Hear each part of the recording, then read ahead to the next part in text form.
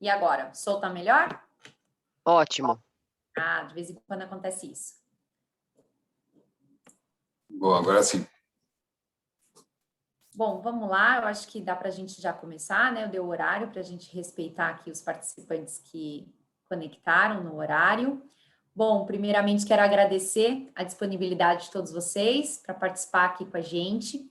Eu sou a Monique, eu trabalho aqui dentro do Núcleo XP Empresas, hoje estarei aqui representando o Núcleo, nesse fórum específico que a gente está fazendo aqui junto às operadoras de saúde, né? A todo o setor de saúde como um todo.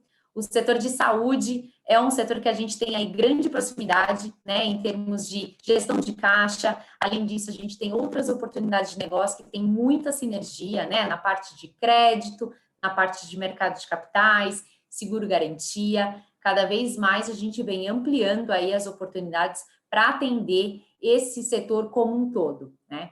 Hoje, especificamente, o nosso objetivo aqui é para falar um pouco mais sobre oportunidades para uma gestão de caixa mais eficiente.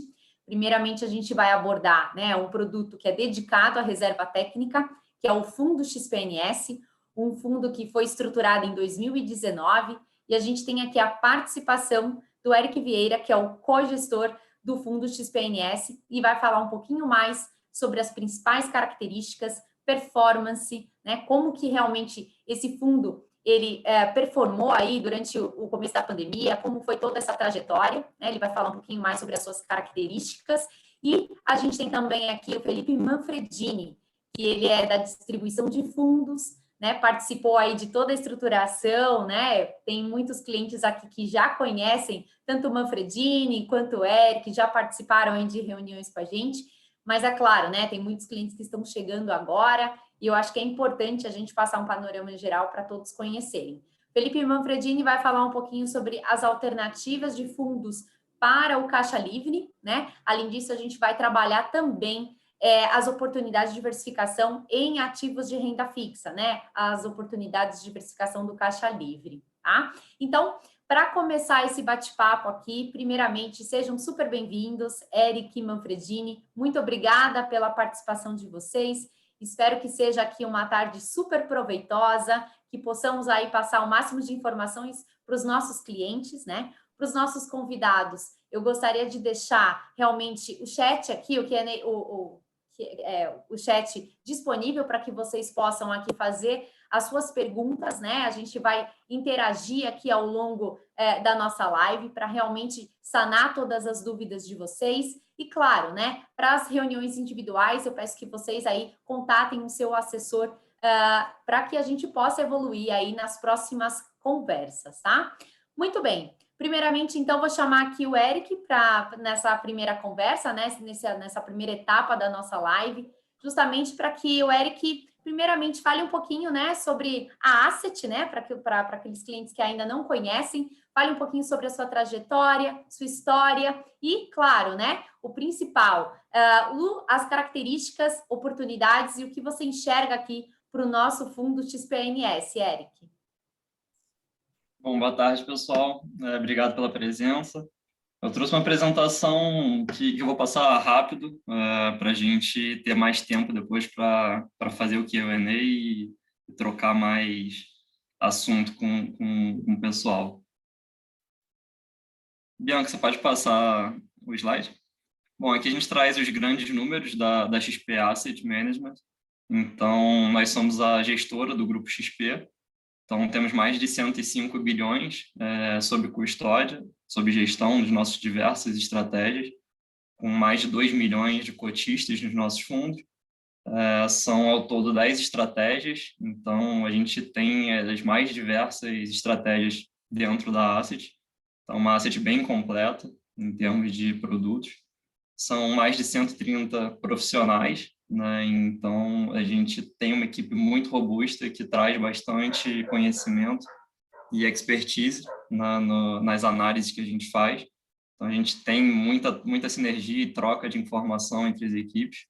São 15 anos de história e, atualmente, nós estamos na 10ª posição de maior asset com ativos sob gestão. Pode passar. Aqui a gente traz as estratégias que a gente tem dentro da Asset. Então, acho que é sempre bom a gente reforçar essa sinergia interna que tem dentro da Asset, de ser uma casa bem completa. Então, eu fico alocado aqui na estratégia de renda fixa e crédito high grade, mas a gente tem, que são 9 profissionais, mas a gente tem mais 22 profissionais em renda variável, 11 profissionais em multimercado macro, 7 profissionais em infraestrutura, 13 profissionais em imobiliário. Então, a gente realmente consegue trocar bastante conhecimento e informação com essas outras áreas. Então, a gente está sempre debatendo e tem reuniões diárias, por exemplo, com a equipe macro, para debater qual é o cenário macroeconômico do país, o que vai acontecer com a taxa de juros, com a inflação, com o crescimento do PIB, né? Como é que está o fiscal. Então, tudo isso, quando a gente fala de renda fixa, é muito importante, né? Então, ter essa troca de conhecimento e essa sinergia com as outras áreas é super relevante. E sendo uma casa fundamentalista, que olha bem no detalhe todas as operações que a gente aprova para os nossos fundos, a gente também ter essa sinergia com a equipe de renda variável, com a equipe de infraestrutura, imobiliário, também traz bastante diferencial aqui para a XP Asset. Pode passar, por favor. Aqui a gente traz a nossa equipe, né? O Fausto Silva Filho é o CIO da XP Asset. Ele cobre toda a parte de renda fixa, imobiliários, infraestrutura. Ele chegou aqui no Grupo XP em 2009, então é um dos sócios mais antigos do grupo, e foi responsável justamente por criar essa área de fundos de investimento dentro da XP Asset Management, voltado para renda fixa em geral e crédito privado. E eu já trabalho aqui dentro da XP Asset junto com o Fausto desde 2014, então tem mais de 7 anos de casa. E antes disso também já trabalhava com crédito, tem mais de 10 anos de experiência. E a gente tem mais aqui 5 analistas, tem mais uma profissional recém-ingressada na equipe, que a gente ainda não conseguiu colocar aqui na apresentação, mas também profissionais que têm bastante experiência e agregam bastante no nosso trabalho. Aqui a gente traz a performance da nossa grade, tendo o XP-ANS em destaque. Então, a gente pode ver que ao longo dos últimos meses, né, e em todas as janelas, o fundo tem uma rentabilidade muito, muito atrativa, comparado aqui com o CDI e com as outras estratégias. Então, ao longo de fevereiro, março, abril, o fundo tem rodado entre 0,35% e 0,40% ao mês. No ano, 1,5%, enquanto o CDI tem no ano 0,69%. E aí, quando a gente olha em 12 meses e 24 meses, o fundo também tem uma outperformance em relação ao benchmark. Pode passar, por favor. Aqui a gente traz as janelas de mensais no ano, 3 meses, 6 meses, 12 meses, e em percentual do CDI. Então, a gente observa que em 12 meses, né, o fundo roda 245% do CDI, no ano, 217% do CDI. Pode passar mais um. Bom, aqui a gente traz um pouco sobre a carteira de crédito, né, do fundo. A gente observa que o spread de crédito da carteira, lá no final de 2019, ele tinha um spread de 1%. E o que é o spread? É a remuneração que esses ativos de crédito pagam acima do CDI. Então, quando a gente fala que em dezembro de 2019 o fundo tinha uma carteira com spread de CDI mais 1%, a gente diz que a gente comprava debêntures de empresas ou letras financeiras de bancos que se propunham a pagar, né, o CDI mais 1%. E logo no início da crise, esse spread ele teve uma abertura bem significativa, diante das incertezas que a gente tinha, tanto do cenário macro quanto no micro de algumas empresas, quanto pela liquidez do mercado, né? A liquidez foi um fator bem preponderante para que esses spreads tivessem um aumento bem significativo. Então, ali em março e abril do ano passado, os fundos, de uma forma geral, né, têm marcação a mercado. Então, o que é marcação a mercado? Todos esses ativos que os fundos carregam, sejam as debêntures, sejam as letras financeiras, os CDBs, eles são marcados pelo administrador do fundo, justamente para ter uma cota justa na entrada e saída de cotistas de todos os fundos. Então, algumas debêntures são precificadas pela Anbima. A Anbima ela recolhe preços e pega evidências do mercado secundário para formar uma precificação para os administradores dos fundos precificarem esses ativos. E sem dúvida, ali em março e abril, diante de uma certa crise de liquidez do mercado, acabou que esses spreads abriram muito e as cotas dos fundos tiveram uma queda. Isso, por outro lado, aumentou bastante o carrego dos fundos nos meses subsequentes. Então, a gente viu que o spread de abril, né, a cota teve uma marcação negativa, mas a gente passou a ter um spread da carteira bem mais alto e com um carrego bem mais alto. Por isso que a gente observa que, desde maio do ano passado, os fundos, né, e a indústria têm entregado retornos muito atrativos, né? E quando a gente olha aqui na carteira de crédito, a gente observa que desde outubro tem tido um leve fechamento desses spreads. Então, em outubro do ano passado, essa carteira estava com um spread de CDI mais 2,03%, chegando agora no final de abril com um spread de CDI mais 1,90%. E aí, quando a gente olha para o fundo, considerando quanto de caixa o fundo tem, o fundo ele tem uma característica de carrego de CDI mais 1,54%. Quando a gente fala aqui sobre perfil de risco, né, eu acho que é super importante a gente trazer à tona a nossa super preocupação em ter uma carteira muito defensiva, né?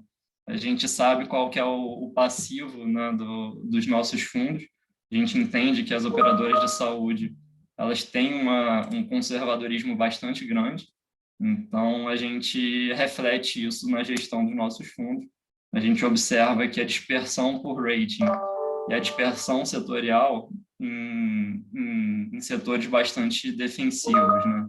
Então, em termos de rating, a gente tem 52% do fundo hoje aqui em AAA e mais uma concentração bem relevante de dupla A+ a dupla A-. E quando a gente olha aqui em termos de setores, a gente tem uma concentração bem relevante em setores que são regulados, que têm previsibilidade bastante alta de receitas e, consequentemente, são menos cíclicos e passam bem melhor por crises, né? Então, a gente tem 20,5% do fundo no setor elétrico, a gente tem 17,1% em instituições financeiras, 10,9% em concessões rodoviárias, 10,7% em saneamento, por exemplo.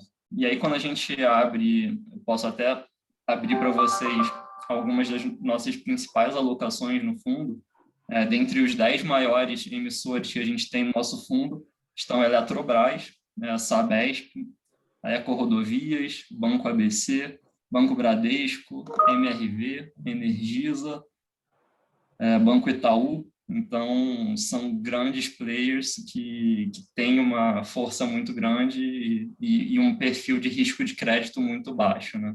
De fato, são as maiores empresas do Brasil que acabam se financiando e tendo essa qualidade de rating, e a gente acaba fazendo essas alocações no crédito para alocar o fundo e trazer essa rentabilidade para vocês com a menor volatilidade e risco possível. Eric, Eric, desculpa. Não, pode falar, Monique, né? Interromper, que a gente te interrompeu na mesma hora. Desculpa. Não, Eric, na verdade aqui, assim, a gente tem realmente contato direto, né, com os nossos clientes e a grande preocupação é entender como essa carteira ela é composta, né? Então, é muito importante né, que os nossos convidados estejam aqui e que entendam, de fato, toda essa diversificação, né? Poxa, mais de 50% aqui da carteira é realmente alocada em setores que tendem a ter aí menor volatilidade, sofrem menos com qualquer tipo de adversidade que ocorra aí na economia, né? São setores muito mais consistentes, resilientes, né? Então, poxa, além de ter aqui uma composição em ratings, né? Os ratings, eles são realmente muito elevados, né? Então, quando a gente conversa com uma operadora de saúde, o principal questionamento é sempre: mas o que tem dentro desse fundo, né? Então, muito legal, Eric, essa abertura que você nos deu, passou aí realmente os principais emissores. Desculpa, Manfredini. Não, eu acho que eu ia complementar, né? Porque no final, até a gente que participou, né, dessa construção, né, do produto, na verdade, o fundo XPNS ele nasceu de uma continuidade de um trabalho que já era feito há muito tempo, né, dentro da nossa haste. Então, a gente acaba sendo até repetitivo nisso, mas, na verdade, aqui, por mais que seja um produto aí que já tem aí 2 anos de histórico, na verdade, ele é uma consequência de um trabalho que já é feito há mais de 10 anos aqui dentro da nossa gestora, né? E acho que isso fica muito claro na questão dos processos, do rigor de análise, na forma como é feito todo o processo de seleção da carteira, né, que vai ser composta dentro desse produto. E aí, eu acho que quando a gente pensou, né, e tudo foi um trabalho muito a 6 mãos, né, lado de distribuição, gestão e até escutando o próprio cliente final, a ideia era montar, né, de fato, um produto em que a gente buscaria um retorno target aí acima do CDI, né, e você criar um alfa sobre o CDI, mas sem tomar grandes riscos dentro dessa carteira, né? E eu acho que isso fica claro quando a gente olha essa quebra, né, por rating dentro do produto, e não só isso, né?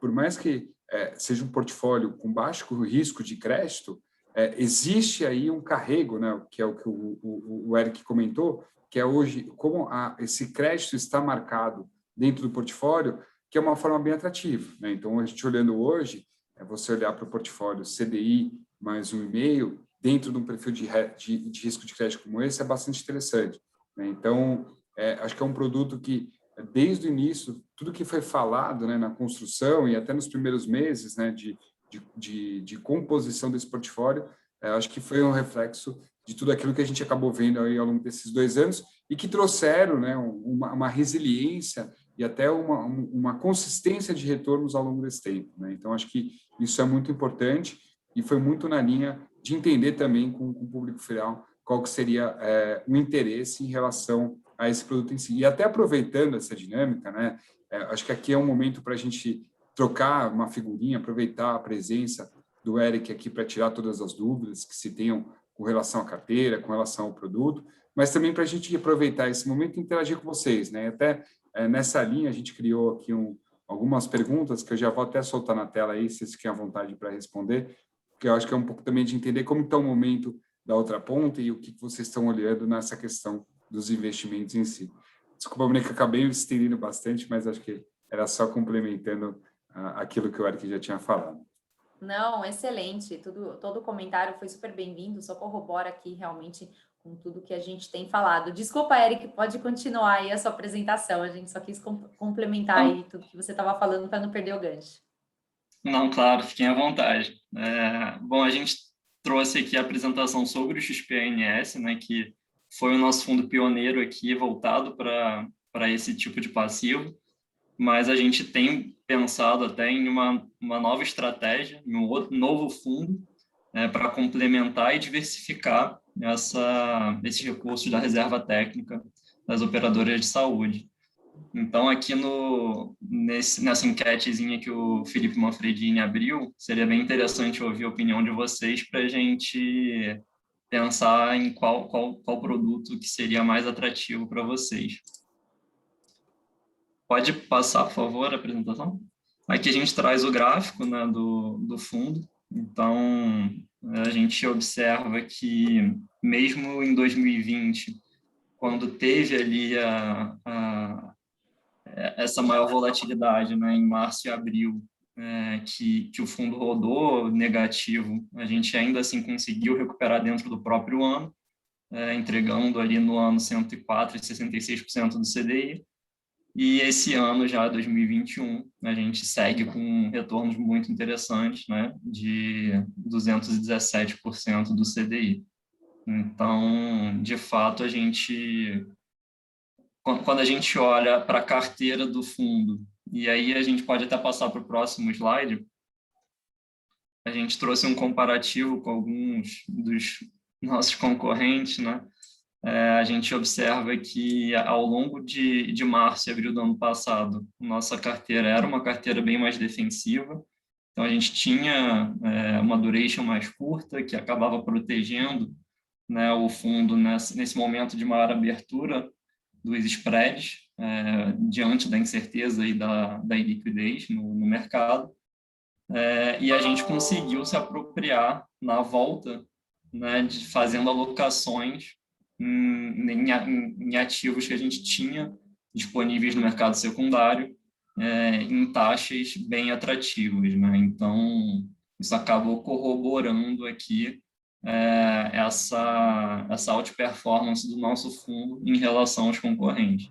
Então, sem dúvida, ter tido esse passivo que foi bastante resiliente, não resgatou, né? Procurou entender o que estava acontecendo, a gente fez diversos calls, lives, explicou, e acho que esse voto de confiança que a gente recebeu acabou surtindo o resultado, e a gente mostra aqui na performance do fundo, que o fundo, de fato, quando a gente olha na janela desde o início do fundo, ele é o único que bate o CDI aqui entre os concorrentes. Então, olhando essas janelas de longo prazo, a gente observa como que essa gestão com conservadorismo, mas uma gestão ativa, né, atenta ao mercado secundário, faz diferença em janelas longas e de longo prazo. Exatamente, Eric. Muitas operadoras nos questionam, né? Poxa, qual foi a estratégia que a XP teve para ela tomar uma atração mais rápida, né, na recuperação? Então, como você bem colocou, a gente fechou o ano mesmo com uma queda substancial, né, uma volatilidade grande no mês de março para toda a indústria dos fundos de crédito privado. A gente acabou realmente recuperando e ainda fechando o ano positivo, né? Isso realmente levou um conforto muito maior aqui para os nossos clientes, né? Mostrando realmente essa gestão ativa e o quanto a gente tem de preocupação com relação a esse produto, né? Às vezes a gente acaba ouvindo de alguns clientes, poxa, alguns comparativos que teoricamente eles são desleais, né? Considerando aqui o risco-retorno, né? A relação risco-retorno, a gente mostra que de fato, né? O nosso retorno está super adequado ao nosso perfil de risco, né? E as entregas, elas são consistentes. Acho que as operadoras hoje, elas sim estão buscando melhores retornos, mas elas buscam também por uma estratégia que traga uma constância, né? Não traga aí uma certa volatilidade para gerar aí um determinado desconforto. Então, é importante também, né, falando aqui sobre a enquete, para que vocês também votem sobre outras opções de diversificação, né? A gente colocou opções para caixa livre, para reserva técnica, até para que a gente possa aí ampliar o nosso leque de produtos, tá? Então, é muito importante, né, essa visualização do todo, né, olhar a performance, né, de uma janela de um período maior, até para que vocês possam, sim, fazer os devidos comparativos aí das mesmas classificações aí de produto. Eu acho que vale a pena só a gente tocar também no assunto fator ponderado de risco, que é algo novo, que a ANS acabou fazendo, né, para ter uma classificação dos fundos, mas acho que vale sempre elucidar um pouco para os nossos clientes que, assim, esse fator ponderado de risco é um cálculo muito simples e acaba não passando fielmente qual que é o risco que tem dentro de cada fundo. Então, por exemplo, esse cálculo do fator ponderado de risco não leva em consideração qual é o rating do ativo. Então, se eu tenho um ativo de uma empresa AAA, né, sei lá, da Sabesp, por exemplo, ou se eu tenho um ativo de uma empresa que está estressada, enfim, com um rating super ruim, duplo B, C, que seja, só dando um exemplo bem radical para vocês entenderem, o fator ponderado de risco ele não diferencia, ele pondera da mesma forma qualquer ativo de crédito de empresa não instituição financeira, independente do rating, independente da duration. Então, acaba que o fundo que está mais alocado, ele acaba sendo penalizado, passando a impressão de ter mais risco, mas não necessariamente é uma verdade, né? E quando a gente está falando de um fundo de crédito privado, o ideal é que o fundo esteja alocado, de fato, para ter um carrego e uma rentabilidade melhor para o cotista. A gente acaba cobrando, né, uma taxa de administração em cima do patrimônio líquido do fundo, e a gente viu que alguns fundos concorrentes, por exemplo, têm uma parcela de caixa acima de 50% do fundo.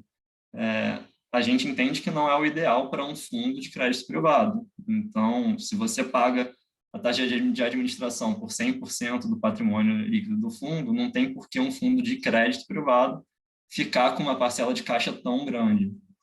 Então, por isso que em alguns casos, quando você compara só o fator ponderado de risco, acaba parecendo que o nosso fundo pode ser mais arriscado, vamos dizer assim. Mas não é um fundo de crédito privado. A gente trabalha normalmente entre 75% a 80% de alocação. Então, hoje o fundo está 77% alocado. Isso, naturalmente, traz um carrego melhor para o nosso cotista, tem uma rentabilidade esperada melhor para o cotista, mas, de fato, vai aparecer como um fator ponderado de risco um pouco mais alto. Mas, por isso que é bom entender, né, qual é a característica dessa carteira, qual é a duration, qual é o perfil de rating, quais são os emissores. Então, eu citei aqui alguns, mas a gente, entre os 10 maiores emissores, de novo, tem Eletrobras, Sabesp, Banco Itaú, Banco Bradesco. Então, é uma carteira muito protegida de fato.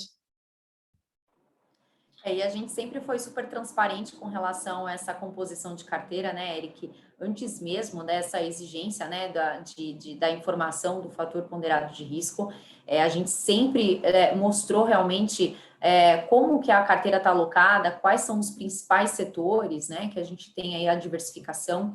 Até aproveitando, surgiu um questionamento aqui com relação à quantidade de emissores que a gente tem aqui dentro dessa composição do fundo.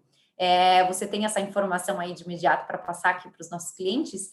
Nos questionaram também quais são as expectativas de carrego, né? O que você está enxergando aí para os próximos meses, para o próximo ano, como expectativa de retorno?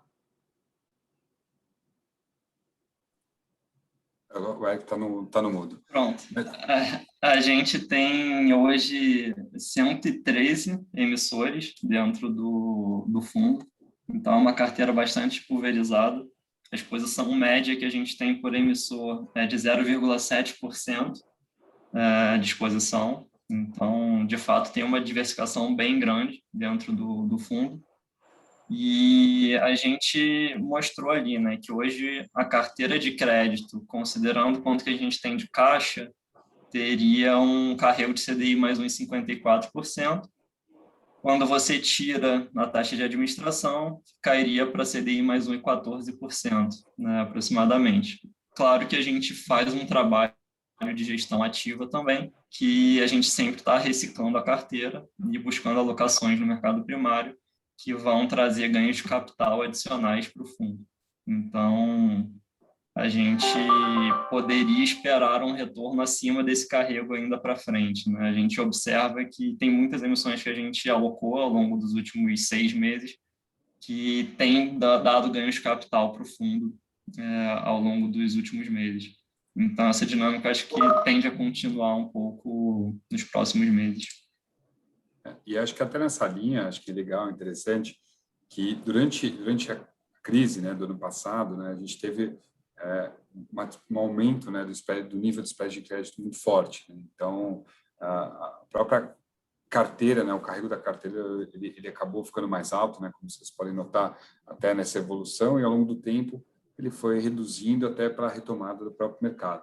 Mas um fator interessante foi que o fundo ANS, ele teve talvez um fluxo de entrada constante ao longo desse período e praticamente poucos resgates, né? Então, além disso, acho que teve uma grande oportunidade para que a gestão, respeitando todos os processos e toda a análise dos ativos, pudesse encontrar oportunidades interessantes, principalmente dentro do mercado secundário, para recompor esse portfólio, né? Então, acho que isso que é bastante importante, né? Que você tem aqui não só uma gestão que está ali analisando o crédito, de fato separando o joio do trigo, e o que de fato é bom, o que não é bom, e o que é interessante para determinado nível de retorno, mas também monitorando os mercados e se aproveitando de ambientes de grande oportunidade como esse e de baixos preços, como o mercado apresentou ao longo do ano passado, né? Então, acho que são fatores importantes para a gente reforçar. E como o Eric comentou, né, um portfólio extremamente pulverizado, extremamente diversificado. Então, aqui, acho que tem uma segurança muito grande com relação ao conservadorismo e principalmente na qualidade do crédito que a gente vem carregando dentro da carteira. Acho que foi um excelente ponto, Manfredini. Hoje a gente tem mais de 70 cotistas, né, dentro do fundo ANS, XPANS, e, poxa, o fundo tem aí 2 anos de estrutura, né? Então, olhando aí no mercado, tem fundos que possuem aí muito mais tempo e tem menos cotistas, né? Então, é um ponto realmente para que as operadoras avaliem aí realmente que é uma excelente estratégia, uma excelente oportunidade aí para a gente iniciar esse relacionamento através aí da reserva técnica em si, né? Excelente. Eric, tem mais alguma coisa para você complementar? Acho que era sobre a apresentação. Está dando eco aqui. Mas sobre a apresentação eram esses pontos que eu trouxe, né? E eu vou continuar aqui. Se alguém quiser fazer alguma pergunta, tirar alguma dúvida, eu fico à disposição para responder depois. Excelente. Bom, perguntaram aqui como é que é a questão da migração, né, entre instituições. Então, na verdade, a reserva técnica, ela, para ser transferida de uma instituição para outra, é necessário uma autorização da própria ANS, né, para que ela, eventualmente, posteriormente, essa autorização, ela solicite o resgate junto à instituição. Esse recurso, ele, após esse resgate, assim que ele estiver na conta, a gente acaba sendo feita essa TED, né? A gente recebe essa TED, tem uma cartinha de autorização que a operadora tem que passar para a gente, né? Um ofício autorizar com relação a essa autorização. A gente faz uma pré-avaliação, uma checagem básica e realmente abre o fundo aí para fazer a alocação especificamente. Ah, legal, o Manfredini colocou aí o materialzinho para a gente. O resgate em D0, a liquidação, né? Desculpa, aplicação em D0, resgate em D mais 60 e a liquidação desse resgate em D mais 1. Né? Então, aqui está o resumo para responder aí as perguntinhas que tem aqui no Q&A. Exato. E aí, Monique, acho que só Excelente. Tendo como novidade essa questão da aplicação mínima, né? A aplicação mínima do produto era de 500 mil e agora a gente está baixando para 300 mil, né? Então, acho que pulverizando ainda mais a possibilidade de acesso das seguradoras dentro desse produto. E eu acho que, além disso, até a própria taxa de performance, acho que traz um alinhamento muito grande, né? Que ela só é cobrada a partir do momento que você passa aos 102% do CDI, né? E até então a gente ainda vive sobre um ambiente aí de juros relativamente baixos, mas a gente tem visto que até o próprio movimento da curva e a expectativa do mercado é que a gente volte aí a patamares de juros aí relativamente mais altos, né? E aí, acho que só relembrando, acho que tem alguns... Não, desculpa, só do operacional. Acho assim, legal, Manfra, pode passar, desculpa. Pode passar?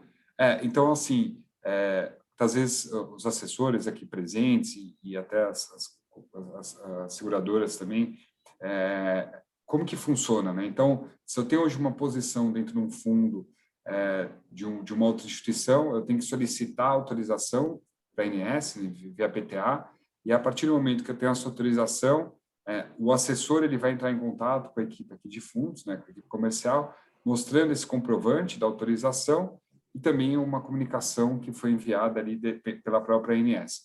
A partir desse momento, o cliente ele é cadastrado dentro de um núcleo específico aqui da nossa plataforma e ele já vai ter acesso e a possibilidade de movimentações dentro desse produto, né? Então, eu, por exemplo, Felipe Manfredini, pessoa física, se for tentar aplicar no fundo XPNS, não vai encontrar, porque, de fato, eu não sou uma seguradora médica, mas quando você faz todo esse processo, a partir desse momento você já está cadastrado e você consegue movimentar normalmente dentro do produto, tá? Então, acho que isso é um fator bem importante. Então. Legal, Manfredini, obrigada. A gente teve aqui alguns até assessores nossos, parceiros, que comentou sobre a mudança, né, dessa questão da transferência. A gente está em contato lá com a ANS justamente para fazer a averiguação, mas por enquanto a gente tem informação que esse procedimento permanece, tá? Mas tendo aí novidades com relação a essa movimentação, a gente vai estar sempre orientando aqui os nossos assessores e, consequentemente, os assessores vão aí replicar para todas as operadoras, tá? Bom, então, Manfredini, continuando com você, né? Você que passou aí por toda a fase de estruturação, você fez aí grandes reuniões com grandes operadoras aqui do nosso núcleo, que trabalhavam através do Caixa Livre, né? E foi a partir daí que veio essa oportunidade para a gente estruturar um fundo dedicado para a reserva técnica. Eu gostaria que você falasse um pouquinho sobre as alternativas, né, para alocação do Caixa Livre, né? A gente percebe que muitas operadoras já têm uma política de investimento construída, é claro que por muitas vezes um perfil aí mais conservador, mas com a possibilidade de diversificação em fundos de investimentos. Então, gostaria de saber aí o que você trouxe para a gente, né, para passar como oportunidade aqui para os nossos clientes operadoras de saúde. Legal. Acho que a ideia aqui, na verdade, é mostrar duas oportunidades de fundos, né, principalmente para utilização de caixa, né? Então, são produtos que eles possuem uma liquidez imediata e, de fato, assim como o nosso fundo PNS, aqui eles possuem um baixo nível de risco de crédito dentro das carteiras, né? Então, são portfólios bem diversificados, acho que modelos parecidos do que a gente tem dentro do nosso produto, mas com uma liquidez praticamente imediata. E aí, só reforçando, né, um pouco do que, antes da gente chegar nesse ponto das opções, mostrando um fator interessante, né? Lá atrás, né, quando a gente estava durante a crise, muita gente perguntava, né, e questionava sobre a carteira e todo o movimento de crédito, e a gente sempre passou um viés, talvez até mais otimista, né, que a gente até então tudo que vivenciava dentro do mercado era um fator de liquidez, né? Então, não tinha nenhum risco de crédito dentro dos nossos portfólios e por isso a gente se sentia tranquilo. E acho que com isso, o próprio mercado, né, ele teve uma retomada muito forte em termos de rentabilidade, né? Se você pegar um índice da JGP, que são os ativos mais negociados dentro do mercado de renda fixa e crédito privado, a gente teve aí uma performance de quase 11% contra 2,2% do CDI no mesmo período, né, analisando os últimos 12 meses, e aí mostrando um pouco dessa questão do carrego, né, que a gente fala, né, o quanto que a carteira está marcada, né, os ativos de crédito estão marcados dentro do portfólio, né? Então a gente chegou num nível aí de quase CDI mais 6%, né, realmente foi algo bastante expressivo.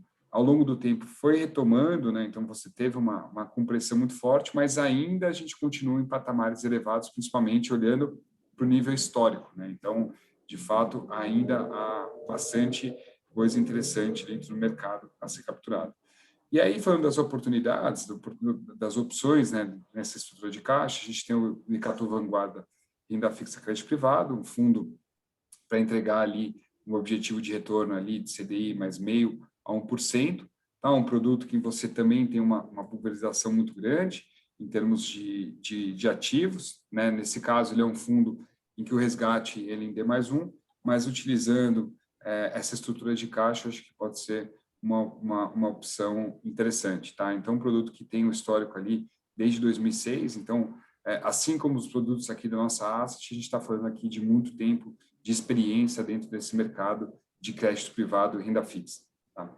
Então, acho que é uma das opções que eu poderia mostrar. E a outra opção seria o Artis Denali, que também é um produto D0 D+1, em que também ali você tem hoje um carrego por volta aí de CDI mais 1%, sendo também uma opção de um baixo risco de crédito, uma carteira também bastante pulverizada e até concentrada hoje muito na questão dos setores de bancos, e que, de fato, também seria uma oportunidade ali, alternativa para essa estrutura ali, principalmente de caixa, né? Mas eu acho que, assim, em geral, acho que aqui uns pontos para a gente reforçar, né? Primeiro é que, quando a gente faz uma alocação via fundos de investimento, mais importante é um pouco do que o Eric falou, né? Então, muitas vezes as pessoas acabam olhando o universo de fundos de crédito e até comparando pela questão de risco-retorno, de índice de Sharpe, mas muitas vezes a realidade ela pode ser muito diferente daquilo que está constando dentro da própria carteira, né? Então, eventualmente,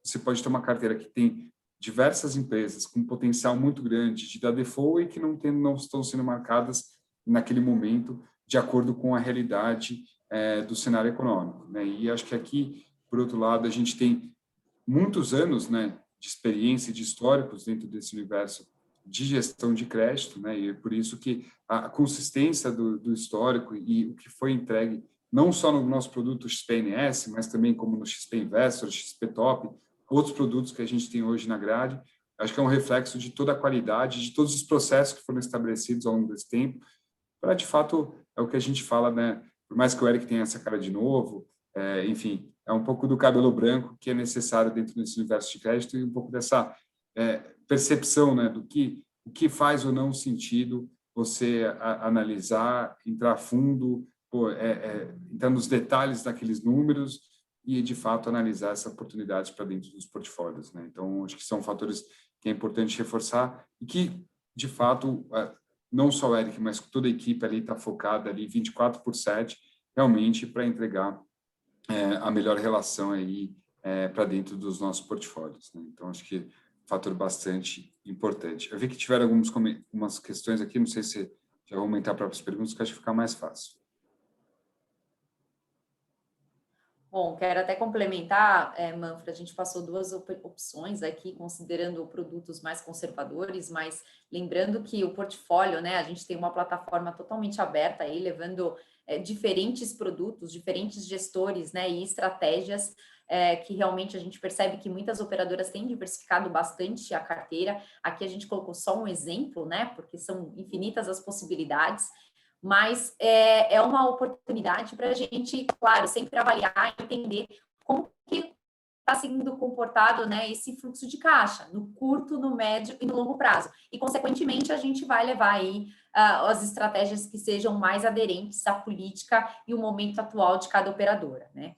Além disso, além dos fundos de investimentos, a gente também trabalha uma diversificação em ativos de renda fixa, né? Então, vale lembrar que a gente é um canal de distribuição, então a gente tem aqui diferentes emissores, né? Desde os principais bancos do país que a gente vai acessar via mercado secundário, né? Títulos públicos, né? LFT, NTNB, LTN, produtos que as operadoras por muitas vezes não acessam via bancos, né? Por ser um produto que a gente vai acessar via mercado secundário e ela acaba se beneficiando, né? De acessar esse risco soberano, né? Através da nossa plataforma aberta. A gente leva também os produtos bancários, né? Que são aí eventualmente os mais conhecidos, né? O que eventualmente acaba levando maior conforto nesse primeiro momento para início de relacionamento, por ter avaliação aí de risco do próprio emissor. Então, a gente vai trabalhar aqui, né, desde os bancos médios, os bancos de montadora, e aqui vale ressaltar que, eventualmente, eles não estão aí muito no radar das operadoras por não conhecerem, mas, poxa, nós temos aqui assessores super competentes, né, que podem, sim, cada vez mais muni-los de informações para que vocês também flexibilizem, mudem as políticas de investimentos, trabalhem não só por nome de emissor, mas também por rating, né? E isso é muito importante, né? Trabalhar por rating desde as emissões bancárias até, eventualmente, os créditos privados diretamente que a gente acaba implementando das carteiras. Então, a gente acaba sempre levando as empresas, né, mais renomadas, as empresas mais saudáveis, aí como uma oportunidade, né, através das debêntures, através de CRA, de CRI. Então, tudo depende, né, do prêmio realmente que tem ali adequado no produto, horizonte de investimentos para a gente levar esse tipo de oportunidade, tá? Então, o primeiro passo é sempre identificar realmente, fazer esse primeiro diagnóstico, entender política, entender realmente horizonte de investimentos para que a gente possa aí montar um portfólio super completo para atender aí todas as necessidades da operadora como um todo, tá? Porém, tem algumas operadoras que acabam preferindo, né, delegar essa gestão do caixa livre para um gestor profissional, né? Então, eles têm lá a reserva técnica, né, sendo trabalhada por um gestor, né, o Eric aqui, que está com a gente, e, além disso, né, o caixa livre, por ser eventualmente muito robusto também, pela falta de tempo, né, falta de experiência na parte de investimentos, na parte de diversificação, a gente acaba levando, né, a oportunidade dessas operadoras trabalharem através de uma gestão discricionária, que seriam aí os serviços de carteira administrada, né? É um serviço bastante interessante, onde a operadora ela vai delegar essa gestão para um gestor profissional, que a gente tem aqui dentro da nossa estrutura, né? Uma gestora que se chama XP Advisor. Hoje ela tem aí mais de 40 bi sob gestão, né? Uma gestora bastante renomada, aí, uma gestora bem conhecida, principalmente nos clientes privates, né, nas grandes empresas aí de diferentes setores, e a gente leva a oportunidade de trabalhar essa gestão aí super ativa, baseada sempre numa política de investimentos que a própria operadora vai pré-definir, né? Então, ela que vai definir qual é o percentual que ela precisa manter em liquidez para fazer o giro, né, fluidez nos seus pagamentos, qual realmente é o horizonte de investimentos desse recurso, né? Quais são realmente a classe de ativos que a gente vai poder trabalhar, né? Quais são os setores que eventualmente são restritos, que eles não querem, né? Vai ser definido a avaliação por rating, quais são os ativos, quais são os ratings que a gente vai poder trabalhar nessa carteira. Então, é mais uma possibilidade para a gente trabalhar, né, o caixa da operadora como um todo, né? Tanto a reserva técnica por um gestor profissional, como também aí a gestão discricionária através da carteira administrada para o caixa livre, tá? Sempre com todo o apoio do seu assessor, do escritório, sempre que está ali com você, passando aí maiores informações. E claro, né, estamos aqui sempre à disposição para estar fazendo as reuniões individuais, para que a gente possa aí levar cada vez mais informações para vocês, para que vocês se sintam aí sempre confortáveis em trabalhar cada vez mais essa gestão aqui com a gente.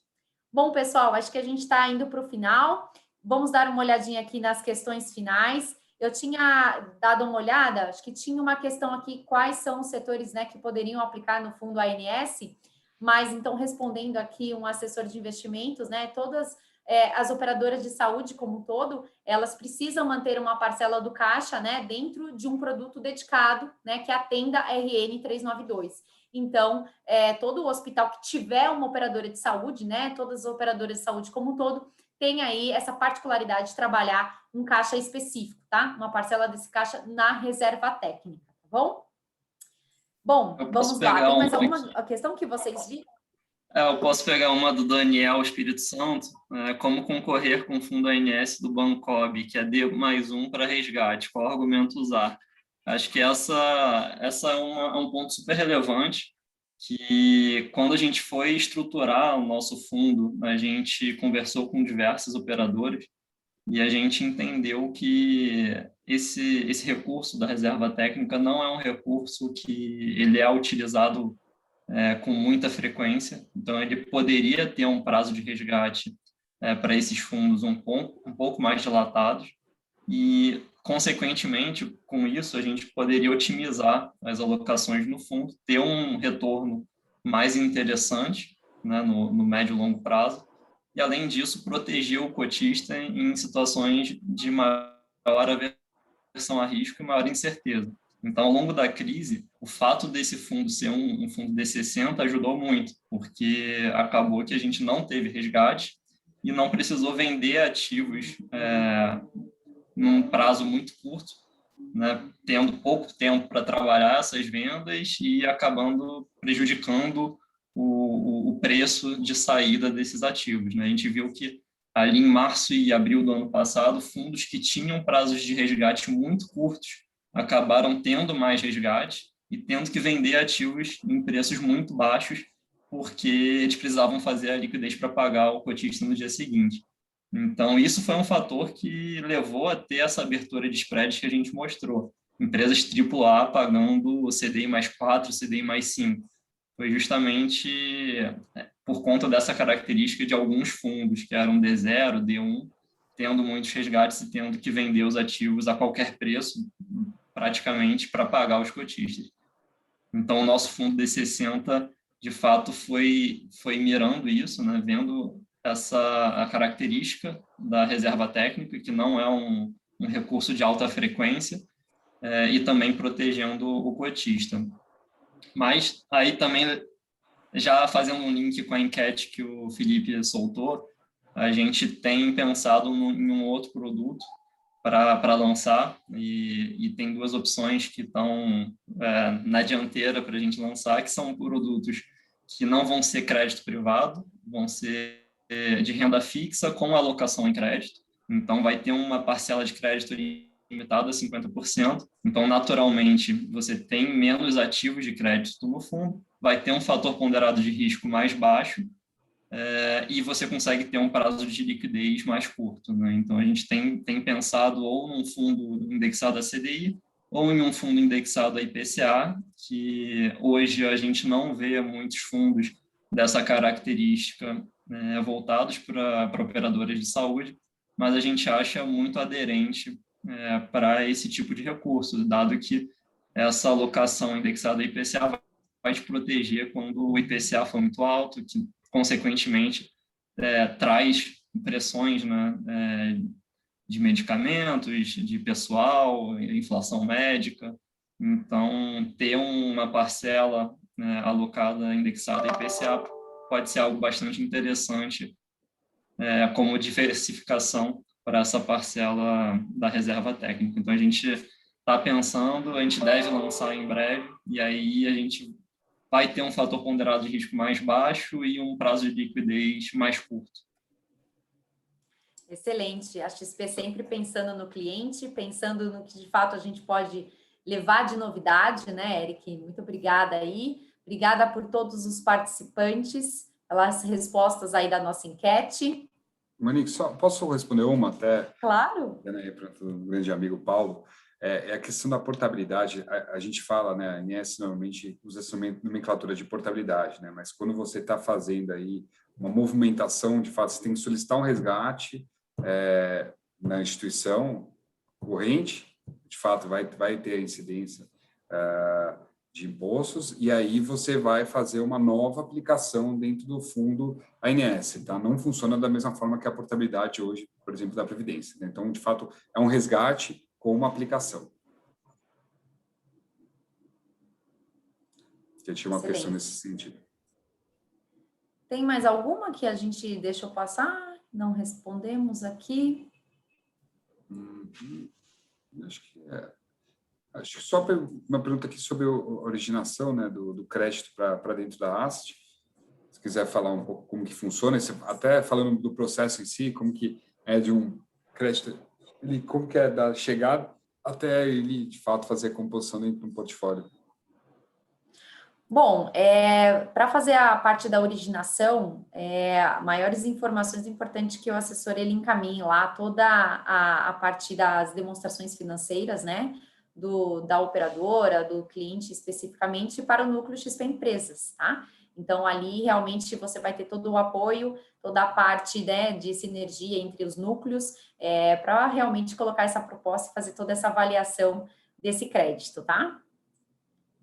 Excelente, pessoal. Acho que a gente passou por todos os pontos. Estamos chegando aqui ao nosso final, atendendo aqui o nosso horário. Quero agradecer a participação de todos vocês, todos os convidados, participação pela nossa enquete. Obrigada, Eric, por toda a explanação, foi super enriquecedor. Tenho certeza que a gente conseguiu aqui falar um pouco mais, né, sobre os principais fatores aqui do nosso fundo. Eu acho que conseguimos esclarecer, levar maior transparência aqui para o nosso cliente e, claro, né, sempre nos colocando aqui à disposição para as reuniões aqui individuais que possam surgir aí no futuro. Obrigada, Manfredini, você sempre aqui apoiando essa estratégia, sempre aqui com a gente, com o Núcleo XP Empresas. Obrigada aqui pelos assessores que estão participando com a gente, obrigada, clientes, e até a próxima. Tenham uma boa tarde para vocês, uma boa noite. Tchau, tchau. Tchau. Tchau, pessoal. Boa tarde. Sempre um prazer falar com todos. Valeu, abração.